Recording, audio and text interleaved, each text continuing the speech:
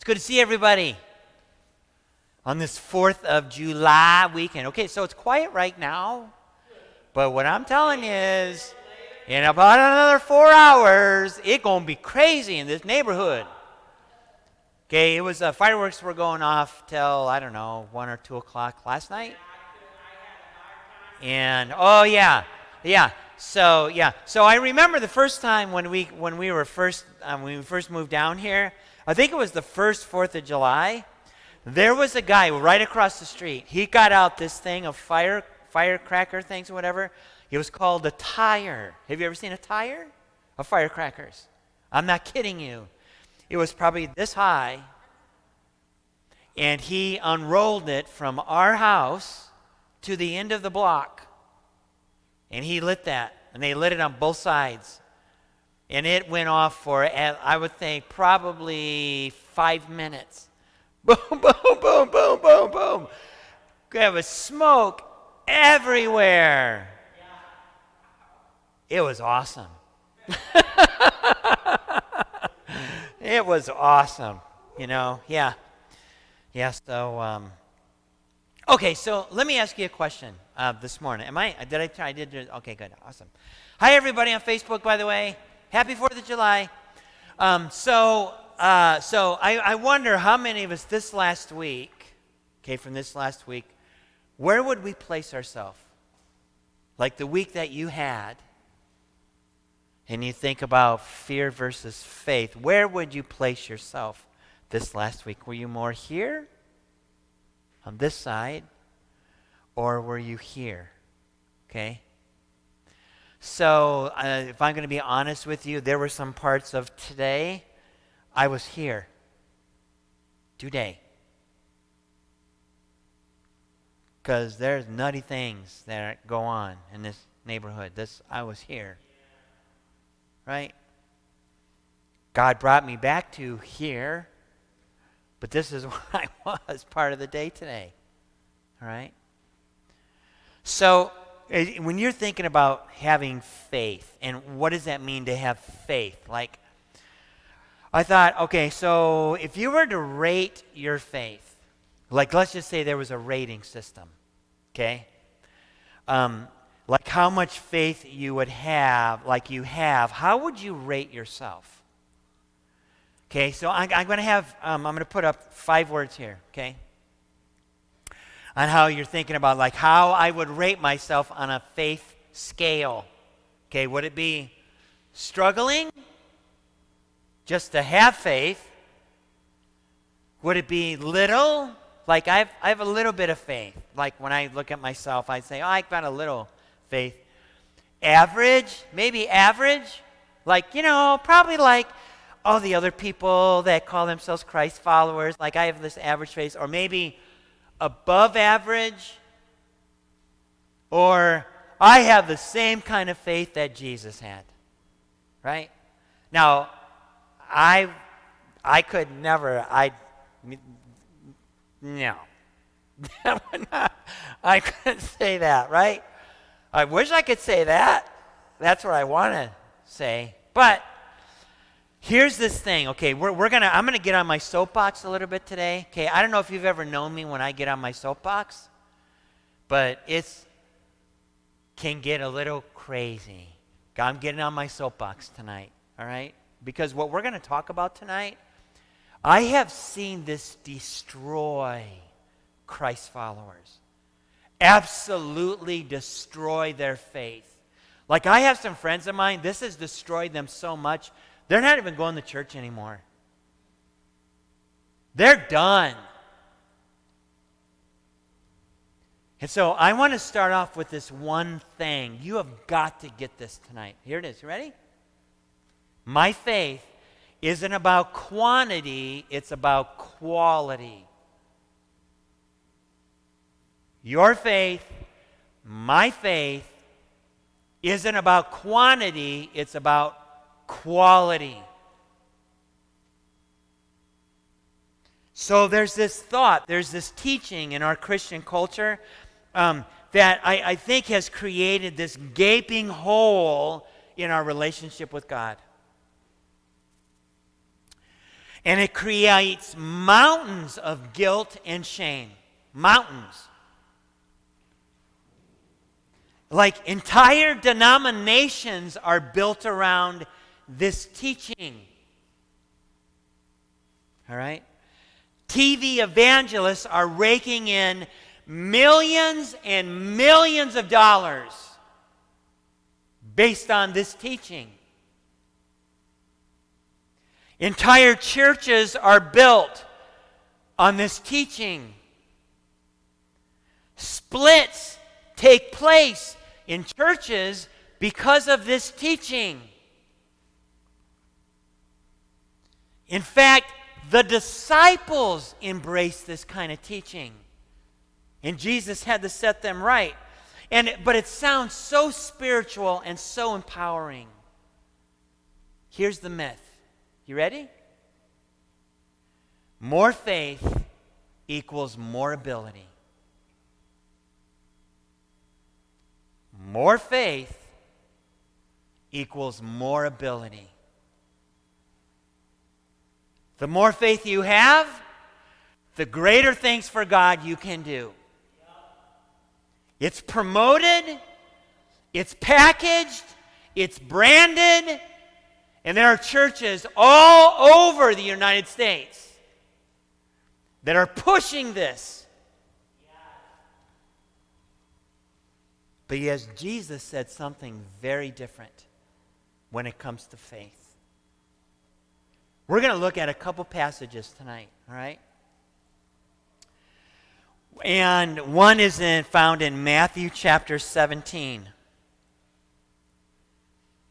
Matthew chapter 17. So this takes place right after somebody brought their son. He wanted him healed. He had a demon. They couldn't do it. So Jesus came and he healed him from the demon, cast him out with a word, no big deal. The demon left. And his disciples couldn't do it. And then they asked Jesus, why couldn't we, what is the problem? How come we couldn't do this? Why couldn't we do this? Right? Okay, Matthew chapter 17, verse 20. Listen to what this says. Okay? It starts off, you don't have enough faith, Jesus told them. I tell you the truth. If you had the faith, even as small as a mustard seed, you could say to this mountain, move from here to there, and it would move. Nothing would be impossible. Okay, stop. So in this verse, okay, this is what kills me about sometimes translators when they translate the Bible. I don't understand why they don't use the word that actually emphasizes what is being said sometimes. It drives me crazy. This first part here where it says, you don't have enough faith. Okay, in the King James, it says this. Listen. In the King James, it says, because of your unbelief. Okay, that is a Greek word. It is apostia. Apostia. Apostia basically means faithlessness in who God is and what he can do. All right? That's what he's talking about when he's saying you don't have enough faith. Okay? He's not talking about quantity. He's talking about quality. All right? And so Jesus told them, he said, if you had faith even as small as a mustard seed, you could say to this mountain, move from here to there, and it would move. Nothing would be impossible. Okay? That's one instance where Jesus talked about this whole thing. Okay, we're going to look at another one that's going to give us even more information. Okay? We're going to go to Luke chapter 17. Luke is towards the beginning of the New Testament, right? Turn to the book of Luke, chapter 17, verses 5 and 6. Okay? There was another instance of where the disciples blew it. They couldn't do something, right? So listen to this. Remember the mindset I told you they had? They believed the greater the faith, the greater the ability. That's what they believed, right? In fact, listen to the question they asked Jesus. show us, the apostles said to the Lord, show us how to increase our faith. Because if we have more faith, then we'll be able to do more. Okay? They thought it was all about the amount of faith. Listen to verse 6. The Lord answered, if you had faith, even as small as a mustard seed, you could say to this mulberry tree, may you be uprooted and thrown into the sea, and it would obey you. Jesus changed it. Now listen. Listen to this. What did the question they asked? How can we increase our faith? Do you know how Jesus replied? He changed it. He didn't answer their question. Instead, he made a statement. Okay, he made a statement. In fact, he was probably pointing at a mulberry tree. In fact, I'm going to show you a picture of a mulberry tree, okay? Okay? Sometimes we might even call it a sycamore tree, okay? You know that little guy that climbed a sycamore tree? You know that little guy, Yeah, I don't know if you ever thought about this. Like, he was short. How in the heck is he going to get up on a tree? That's how. You see how they grow? And this mulberry tree grows figs on it. Okay? It's a fruit tree. All right? And it's known for its resilience. Like how this looks on the top is exactly what its root system is like underneath. So it is immovable. You're not moving this tree. Like, these are those trees that are there for like eons and eons. Like, these trees last forever. You cannot move this tree. Right? They knew that. And there's either like a black or a white mulberry tree there. They can get up to like 35 feet high.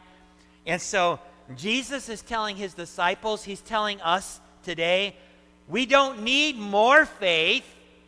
I need to embrace the faith that I already have. You're like, what? I have faith? Yeah, you do. Okay, I want you to take out your mustard seed. Okay? Can you find it? Did you get a mustard seed? Why don't you get that out? I'm going to try to find mine. It's in my pocket. I got rid of all the lint first. So, oh, look, John, did you lose your mustard seed again? Ha! He did. It's on the floor somewhere. Good job, John. All right, so look at this seed for a second. Okay, this is a mustard seed. Okay, you see? See how dinky schminky this is? Okay, this illustration that Jesus is using was very common back then. Like, they used, it wasn't only religious people that used this illustration, by the way. All right? First century teachers and scholars and writers commonly used this as an example of smallness. Okay? The black, in fact, this isn't even a black mustard seed is smaller than this is, and you like you would think it was a piece of dirt. Like, if you looked at it, a black mustard seed, okay, even smaller than this, right? All right. And everyone used mustard seeds back then. Like, everybody would use a mustard seeds. We don't, like, if you make pickles, you'd use mustard seeds. Yeah, probably. Yep. So, like when they would travel, one of the spices that they would take, that they would make sure they had, was mustard seeds. Make sure that they had those. They would also grab the figs from the mulberry tree that the mustard seeds grew, that they grew the trees. They would take the figs with them, right? To eat. They still, that's a normal part of it. In fact, you know what today? Do you know that they use mulberry trees today to make toothbrushes? Because the bark is antibacterial. So they use those to make toothbrushes. All right? So it's as if Jesus is saying, you need to use the faith that you have. Stop trying to go, give me more faith. I need more faith.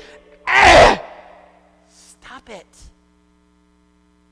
You have You need to use the faith that you have. So I thought, are there stories in Scripture about people using the faith that they have? And what happened? Well, I found some stories. What about that? Right? Okay, so the first one has to do with this blind beggar. Okay, so Jesus and his disciples, they're on their way to Jericho. And they're sitting on the road, okay? And there's this guy, this blind beggar, that's sitting on the side of the road as they're going towards Jericho, right? And so he hears the crowd, and he's asking people, "What's going on? Who is that?" And they say, "Oh, Jesus of Nazareth. He's coming down the road," right? And so the moment this blind guy hears that, he just starts yelling. He can't see Jesus. He doesn't even know where Jesus is. And he goes, "Son of David, Son of David, have mercy on me." Right? Big crowd. All right?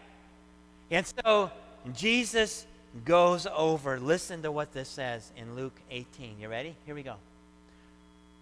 Let's go to that next one there, Steve. There we go. All right. It says, when Jesus heard him, he stopped and ordered the man be brought to him. And as the man came near, Jesus asked him, "What do you want me to do for you?" Okay. Do you ever read Scripture sometimes and you read some of these things and you're like, duh. Right? This guy's blind. And then Jesus is like, what do you want me to do for you? Okay? Jesus always goes to the core, doesn't he? Always. Right? Verse 41. "Lord," he said, "I want to see." And then Jesus said, "All right. Receive your sight. Your faith has healed you." Okay, stop. Okay. How much faith? How much faith? Does it say how much faith? No. He is supposed to use all he had. Are you getting that? All he had. Let's look at another one. Okay?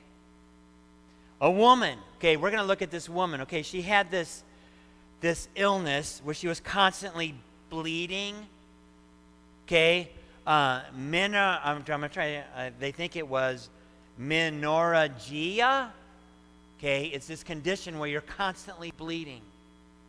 It's like having a period constantly. Right? That's kind of what she had tried everything, every doctor, spent all of her money.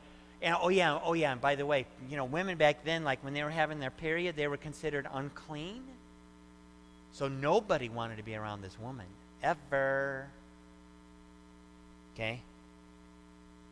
She had nothing left, and then she heard about Jesus. He was there in town. So this woman, she figures out a way to crawl on the ground to find Jesus. So you're like, why in the world would she be crawling to do that? Well, because if people saw her, they probably would have tried to get rid of her, right? And she crawled through the crowd so she could get to the bottom of Jesus's robe. Like sometimes they had tassels at the bottom of their robes, right? So she crawled. She found the bottom part of his robe. She touched his robe. She was immediately healed. And then let's look at what Jesus says. Okay? Luke 18, starting in verse 40. When Jesus, wrong one. I'm going to turn the page now. Luke 8, starting in verse 46. Okay? But Jesus said, listen, someone deliberately touched me because I felt some power come out of me. Okay, even if you just step back and you look at that verse and you think of that should blow your mind. Like, what does that even mean? Right?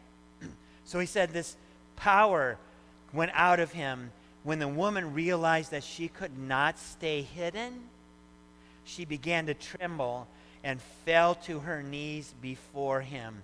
The whole crowd heard her explain why she had touched him. She told the whole story. I've got this thing. I've been bleeding for 12 years. I didn't know how to stop it. I just did it, blah, blah, blah. Right? You were my last resort. I knew, whatever, right? And that she had been immediately healed. And then listen to what Jesus says. Daughter. He said to her, your faith has made you well. Go in peace. Okay, stop. Stop. How much faith?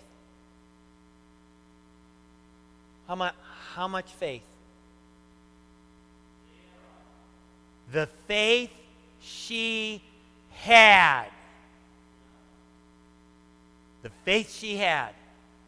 All right? One more. Let's look at one more. Maybe you're not totally convinced. Okay, so while this is taking place with the woman, there was this guy named Jairus. Jairus was a Pharisee. Jairus' daughter was really sick. She was about to die. He actually went to Jesus, right, to talk to him. My daughter's really sick. She's almost dead. Please come to my house. I know that you can heal her. I've heard that you heard. Can you come to my house? So they're on their way to Jairus' house when this woman comes, touches Jesus' robe, and while Jesus is saying, daughter, your faith has made, while those words are coming out of his mouth, some friends of Jairus come up to him, and they say to Jesus and Jairus, hey, don't bother coming. Your daughter is dead. There's no reason for you to come. Listen to what Jesus says in Luke chapter 8, verse 50. He says this, but when Jesus heard what had happened, he said to Jairus, don't be afraid, just have faith, and she will be healed. Okay. How much faith? All he had. All he had. Right? Okay, so let me just ask a question. Has anybody here ever taken a lie detector test? Like a real one? Anybody here? Okay, so this is crazy. I used to work at TGI Fridays. Okay? And back then, this was 20 years ago. Back then, like when you would become a waiter for TGI Fridays, you had to go take a lie detector test. A lie detector test. So it's crazy. You walk into this room, you sit down, and they put this strap around your chest like this. They put some things right here, blah, blah, blah. And you're sitting at, like you've seen on TV, right? Or whatever. You're sitting there, right? There's this console right here or whatever. This guy over here. And he starts asking questions. And he's watching the needle and the little printout thing, right? Have you ever been convicted of a felony? Have you ever used marijuana? Have you ever used alcohol? Have you, like all of these questions. I'm like, oh my gosh, you sound like my mom. Right? Right? It's like, okay. This lie detector test, like it's supposed to let you know, like it's a gauge, right? To show how truthful you are. Well, what if there was some kind of thing like a faithometer? Like, let's just think about like if there was a faithometer, okay? And so I want you to think about your own life. And like if you were hooked up to a faithometer, okay? So I have some pictures here, okay, that we're going to look at. Okay, let's look at the first one. So let's say that you're hooked up to the faithometer. Would the needle go to like, not a little, but more towards average? Is that kind of like where you might, like you got plugged in there or whatever? Or the next one, Maybe you'd go, well, I'm kind of a little above average. I think I'm above average, because I can speak Christianese, and I go to church, and I've gone to Bible studies before, and I pray. So I think I'm kind of above average. Or let's look at the next one. Maybe you really think, you know what? I've actually seen somebody healed. So I got really strong faith, right? Right? Or let's go to the next one. If you're lying to yourself, you're gonna say, I got the faith of Jesus. I got Jesus' faith. Okay? But let's go back to reality here, okay? We're going to come back now, okay? Alice in Wonderland, we're out of the rabbit hole, okay? Let's go back to normal now, okay? Maybe you might be more comfortable with it saying pint-sized, right? Maybe just a little bit. Or how about the other one? How about another one? Or modest. I got kind of a modest faith. It's kind of there a little bit. Or meager. Like it's kind of there. Or maybe you might even say this last one. Maybe it's puny. It's pretty small. It's like this mustard seed right here. Okay. Can I give you some encouragement here? Okay, you know what Jesus said? He said, if you have faith like this, you can move a mountain. Go back one, Steve. He said, if you have faith like this, oh, by the way, you could tell a huge oak tree to move from here to here. Go back another one, Steve. Oh, if you have like a modest faith, guess what? Jesus says, do you understand the amazing things that could take place if you just embrace the faith that you have, even if it's this big? That's what Jesus is trying to tell his disciples. That's what he's telling you and me today. It's not about the amount. It's about embracing what you have. What you have.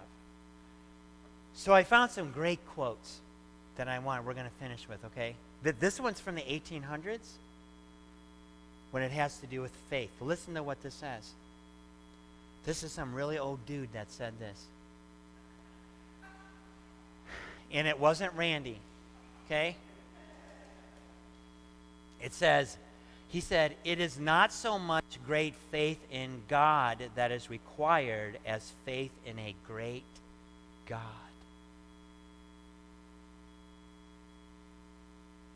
It is not so much great faith in God that is required as faith in a great God. How about this one? Here's one. Listen to this. There is great power in even a little faith when God is there.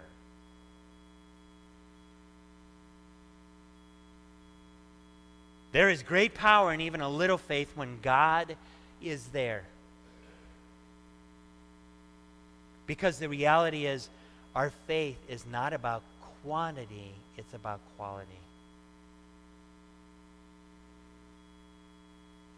So here's my encouragement. Okay, if you walked in here and you're like, you know what, that's me. You need to be encouraged because Jesus is saying, you know what? If you take that and you embrace that, you fully embrace that, watch what I can do. Watch what I can do. That's my challenge for you this week. That's why I'm like, you know what?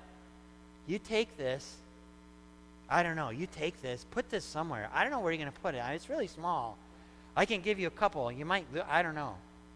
I would take this and I would put it on a big sheet of paper or something and glue it right to the center of it and put it on the top of the page. My faith is enough. My faith is enough. Amen? All right. All right. All right. We're going to stand. We're going to sing this last song together. Those of you on Facebook, we love you guys. Thank you for joining us tonight. And we will see you next week. Hey, if you guys have never been to a Friday night, come hang out with us on a Friday night from 6 to 7 o'clock. We would love to see you. You guys have a great night. Let's sing this.